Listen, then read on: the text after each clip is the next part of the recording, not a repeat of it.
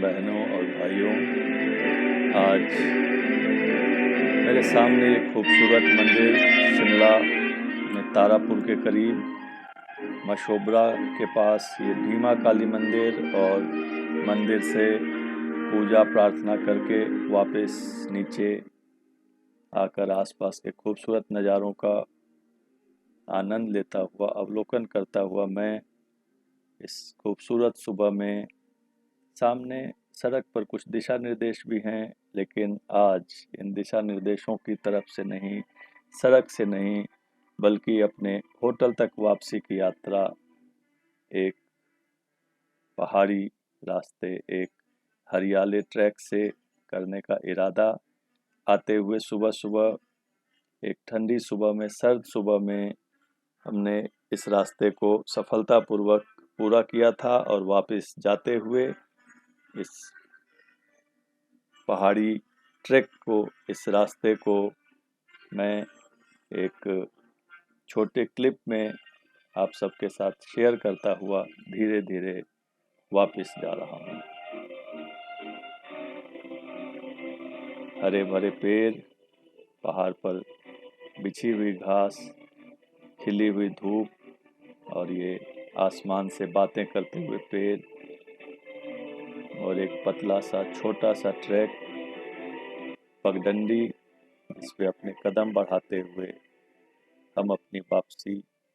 हम अपनी लौटने की यात्रा अपने होटल तक अगले कुछ मिनटों में पूरी करने वाले हैं। इन खूबसूरत नज़ारों को देखकर दिल में खुद ही किशोर कुमार जी के, किशोर दादा के मशहूर गाने याद आने लगते हैं, जैसे मुसाफिर हूँ यारों, न घर है ना ठिकाना, मुझे चलते जाना है, बस चलते जाना। तो खैर, घर और ठिकाना होने के बाद भी सफ़र का एक अपना आनंद है, और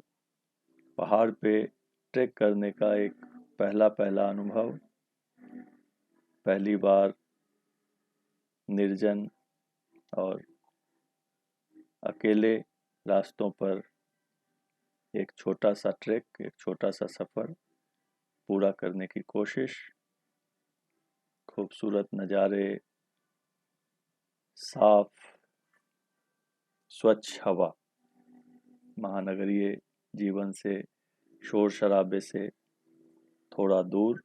एक सुबह, और माँ भीमा काली मंदिर में दर्शन और पूजा करने के बाद इस छोटे ट्रैक से,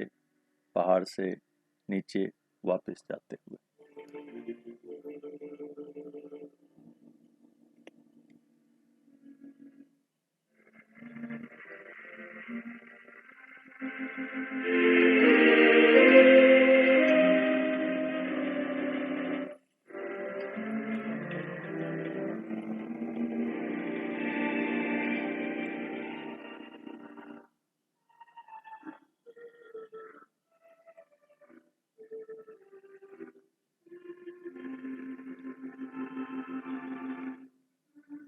कदम कदम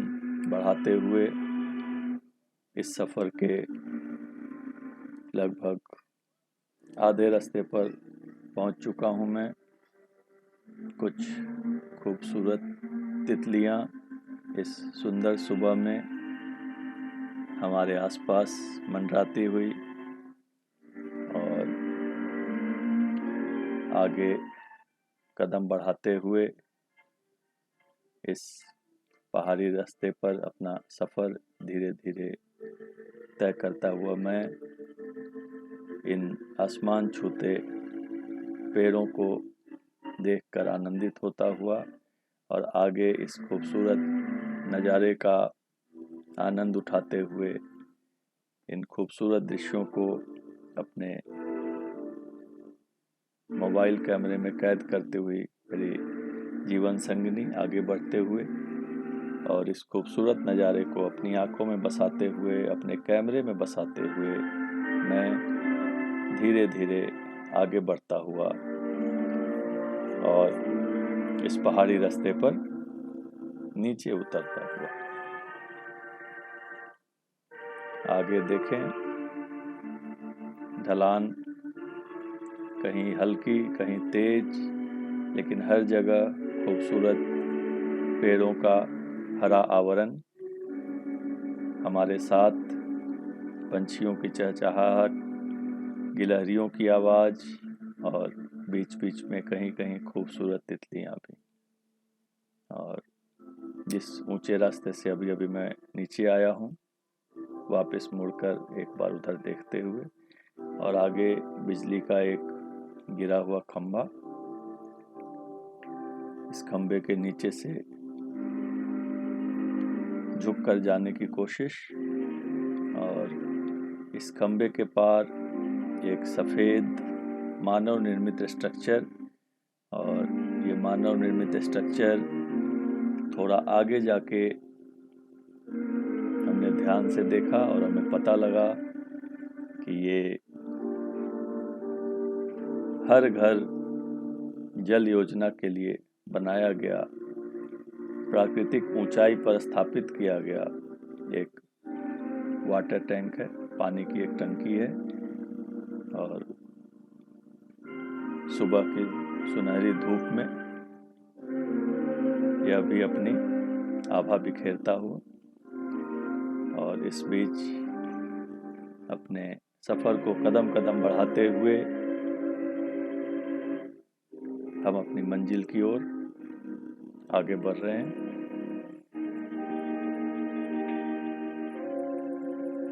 खूबसूरत नयनाभिराम दृश्य,